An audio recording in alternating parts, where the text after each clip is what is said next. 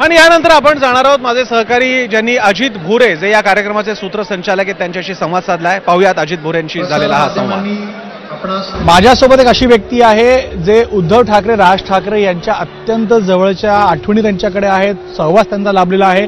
अजित भुरे जे आज इथं सूत्रसंचालन देखील करणार आहेत. मोठी जबाबदारी आहे. तुमचा एक व्हिडिओ व्हायरल झाला मैत्री म्हणून काय राज ठाकरेंसंदर्भातला, तर आज दोन भावांसंदर्भात बोलायचं आहे.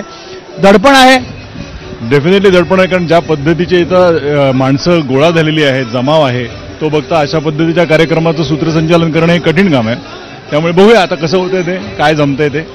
आज बॉक्समध्ये आपण जेव्हा तुम्ही अनबॉक्स कराल लोकांसमोर तर दोघांच्या आठवणी असतील, दोघांसंदर्भातला तुमचा अनुभव असेल, महाराष्ट्र हित, मराठी प्रेम, मराठी भाषा सगळ्यांचं समीकरण असेल इकडे.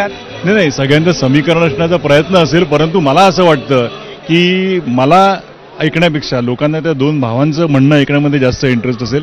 त्यामुळे त्यांना जास्त बोलतं करणं आणि त्यांनी जास्त प्रमाणात बोलणं हे मला महत्त्वाचं वाटतं. मला आनंद झाला असेल जेव्हा सगळ्या घडामोडी घडल्या तर, आणि तुम्ही या क्षणाची आतुरतेने वाट पाहत होतात का अनेक वर्षांपासून? कारण दोघांचं नातं एक सहवास आहे तुम्हाला. नाही, प्रश्नच नाही. आम्ही त्यांचे मित्र आहोत.